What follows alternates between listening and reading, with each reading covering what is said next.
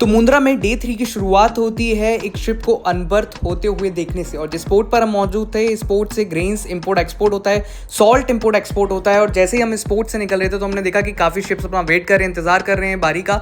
इसके बाद जब हम जा रहे थे तो बीच में काफ़ी लंबी कतार जो है मारुति सुजुकी गाड़ियों की दिखी जो कि सप्लाई होने जा रही थी।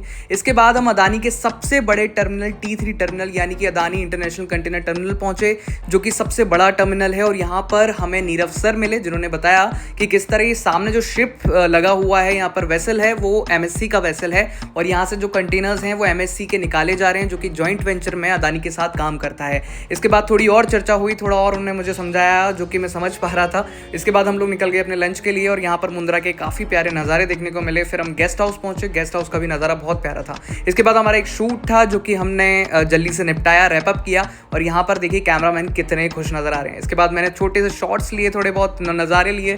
और इसके बाद हम पहुँच गए रोरो पोर्ट, जहाँ से जो गाड़ियां हैं मारुति सुजुकी की वो धुलकर सप्लाई होने के लिए जा रही थी, लोड हो रही थी शिप पर। और ये डिज़ायर और शिफ्ट जैसी गाड़ियां यहाँ पर कॉमनली देखने को मिल जाती हैं, जो कि काफ़ी बड़े स्केल में यहाँ से एक्सपोर्ट की जाती हैं अलग देशों में। इसके बाद हम पहुँचे वृद्ध आश्रम, जहाँ पर जो अदानी पब्लिक स्कूल के बच्चे हैं वो लाए गए थे। और इनका जो पूरी एक्टिविटी थी, ये कोशिश ये थी बताने का कि किस तरह जो वृद्ध लोग हैं उनके प्रति जो रिस्पेक्ट की भावना है वो यहाँ पर जगाने की यहाँ पर पूरी एक्टिविटी कराई गई थी, जिससे बच्चों के अंदर ये डाला जाए कि किस तरह जो हमारे वृद्ध लोग होते हैं, दराज लोग होते हैं, वो हमारे लिए कितना ज़रूरी है सोसाइटी के लिए, समाज के लिए, और आपको उनकी रिस्पेक्ट करनी चाहिए। तो यहाँ पर बच्चों ने भी काफ़ी प्यारा वक्त बिताया, जिसमें काफ़ी क्यूट मोमेंट्स भी कैप्चर हमने करे। इसके बाद हम लौट गए अहमदाबाद के लिए, अपने घर के लिए। और बीच में देखा कि किस तरह बकरियों ने पूरी सड़क घेर रखी है। एक एक्सीडेंट हुआ था जिसमें भैया का बोलना था कि नॉर्मली होता ही रहता है। एक ट्रेन भी देखने को मिली।